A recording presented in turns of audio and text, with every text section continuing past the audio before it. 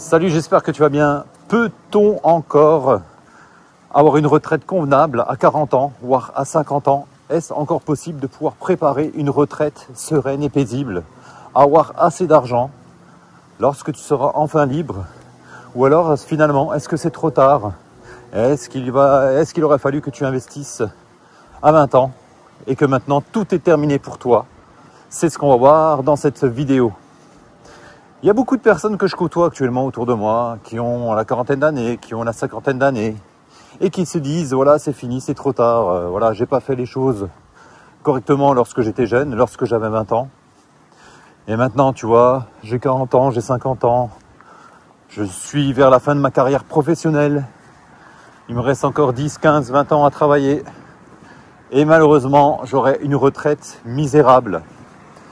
Donc, si c'est ce que tu penses, eh bien, tu penses mal, parce que pour moi, il n'est pas encore trop tard, tu vois, pour que tu aies une retraite convenable. C'est-à-dire une retraite dans laquelle tu vas pouvoir t'épanouir, tu vas pouvoir profiter de la vie.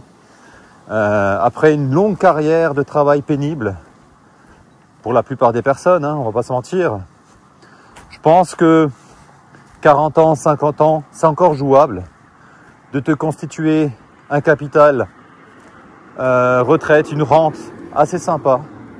Parce que tu sais très bien que lorsque tu pars en retraite, malheureusement, si tu es smicard, tu auras que 85% du SMIC. Et si tu es fonctionnaire d'État, au grand maximum, tu auras 75% de ton dernier salaire. Donc tu peux vite te rendre compte, tu peux prendre ta calculette, que finalement, il ne va pas te rester grand-chose. Si tu ne prends pas des dispositions dès maintenant, si tu ne passes pas à l'action maintenant, tout de suite, eh bien, si tu laisses les années passer, plus tu vas te rapprocher de ta retraite et moins, malheureusement, tu auras d'argent pour profiter pleinement de ton futur. Alors, qu'est-ce qu'on peut faire tout de suite? Déjà, il faut savoir une chose, c'est que le meilleur moment pour investir, c'était hier et c'est maintenant. Quoi qu'il arrive, le meilleur moment, c'est toujours maintenant. C'est pas demain, c'est maintenant. C'est tout de suite, c'est là maintenant. C'est un petit peu comme la bourse. Il y en a souvent qui essayent de timer le marché, de faire du market timing. Et la plupart du temps, ça ne fonctionne pas parce que on est toujours à côté de la plaque. C'est un petit peu comme tu faisais à l'époque. Il y avait un jeu qui s'appelait le toucher-couler, là, je crois. Et c'était un peu la bataille navale. La plupart du temps, lorsque tu envoyais tes torpilles, c'était souvent à côté, quoi. Et l'investissement, c'est pareil. Plus tu attends, plus tu essayes de timer, d'avoir le meilleur moment, d'attendre le meilleur moment pour investir, et plus tu vas envoyer tes torpilles dans l'eau.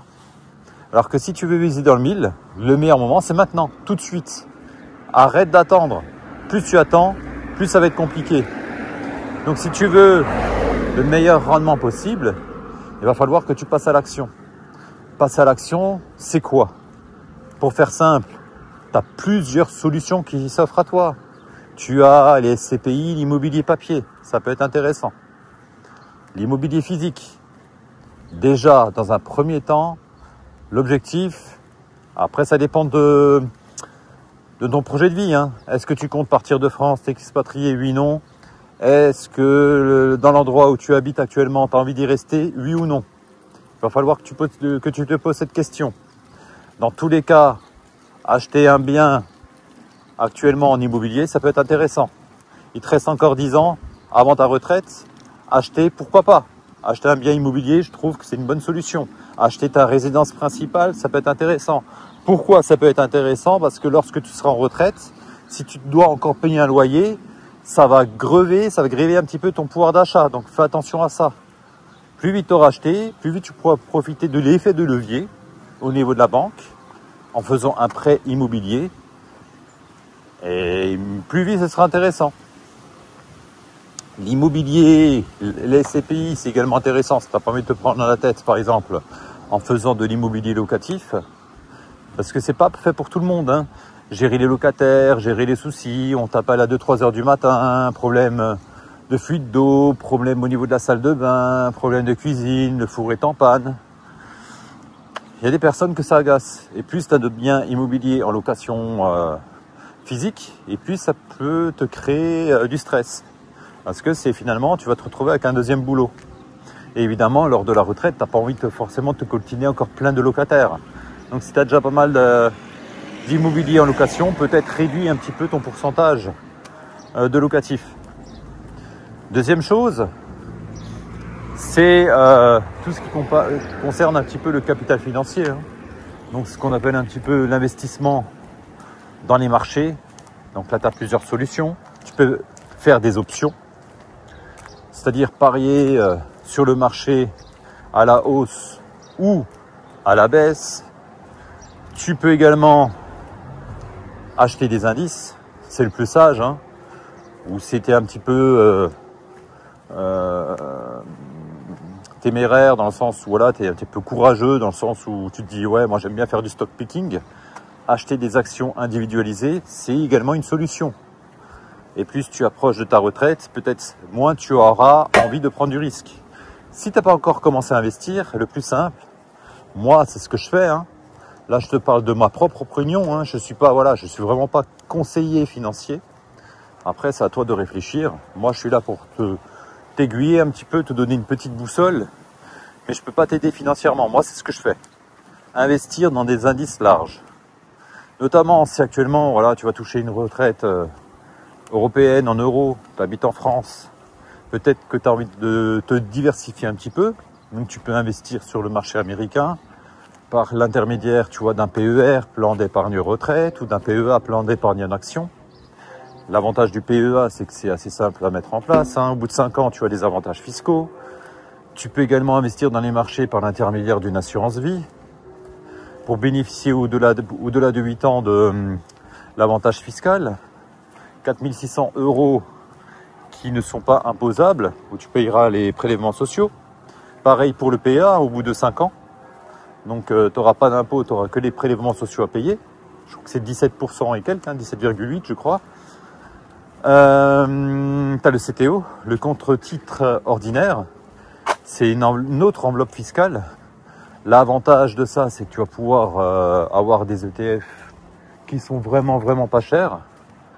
Et également investir sur le marché américain de façon assez expansive, dans le sens où tu as pas mal d'actions et enfin même là c'est vraiment open bar, hein, c'est-à-dire que peu importe l'action que tu souhaites acheter, tu vas la trouver dans un CTO. Donc ça c'est intéressant. L'inconvénient, oui, c'est que tu as la flat tax, hein, les 30%. Si tu habites en France, tu n'as pas le choix. Il faudrait que tu passes à la caisse. Donc là, tu vois, tu as vraiment le choix. Et plus tu attends pour l'investissement au niveau des marchés, et malheureusement, plus tu risques de perdre de l'argent parce que tu n'auras pas l'effet des intérêts composés. C'est assez simple. Hein. Historiquement, le marché fait aux alentours de 8% par an. 8 à 10% par an. Donc tu te rends vite compte que plus tu attends, eh bien, moins tu vas profiter de l'effet boule de neige. Après, tu as d'autres classes d'actifs. Hein. Tu as l'immobilier en crowdfunding, si ça t'intéresse. Tu as l'immobilier aussi partitionné en crypto, notamment avec Realty. Donc là, je t'invite vraiment à faire tes recherches. Tu as les crypto-monnaies tout court, hein, classiques, basiques.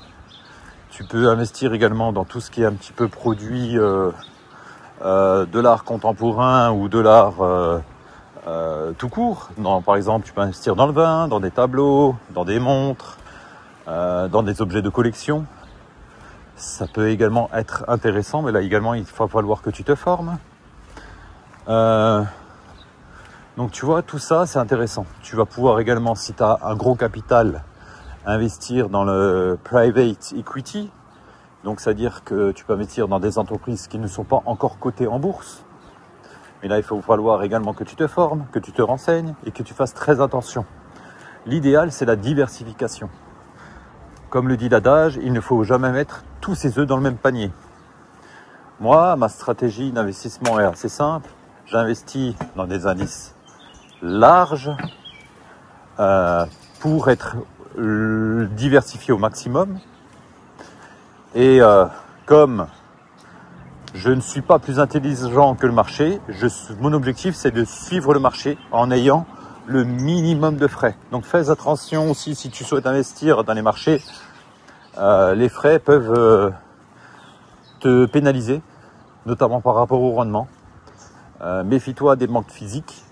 C'est pas que c'est pas bien, mais ils prennent pas mal de frais. Méfie-toi également, voilà, des mandats sous gestion où là également on va pouvoir te prendre pas mal de frais. Donc fais attention à ça. Mais dans tous les cas, 40 ans, 50 ans, c'est loin d'être trop tard. Je t'invite vivement à faire tes propres simulations, notamment si tu as déjà un petit capital de côté. Donc même si tu n'as rien de côté, il va falloir que tu investisses pour sécuriser ta retraite. Parce que lorsque tu vas partir en retraite, malheureusement, voilà, tu seras ponctionné. Peut-être tu auras 500 €, voire 1000 € en moins, voire plus, qui seront retirés de ton salaire. Donc si tu t'y prends dès maintenant, tu vas pouvoir essayer de limiter justement cet effet de ponction. Donc n'hésite pas à me laisser un petit commentaire, n'hésite pas à me dire ce que toi tu vas faire comme stratégie. Si tu as 40 ans, tu as la quarantaine d'années, tu as la cinquantaine d'années, et si tu commences à investir, qu'est-ce que tu es en train de faire? Immobilier, crypto-monnaie, investissement dans l'art, investissement dans les marchés financiers. Quelle va être ta stratégie? Investissement dans le private equity, investissement dans des entreprises. Quelle est ta stratégie justement pour te sortir et pour mener une retraite paisible? Donc n'hésite pas à me laisser un petit commentaire, ça peut servir à pas mal de personnes. Et évidemment, le petit pouce bleu. Sur ce, je te souhaite de passer une excellente journée. Salut chez toi.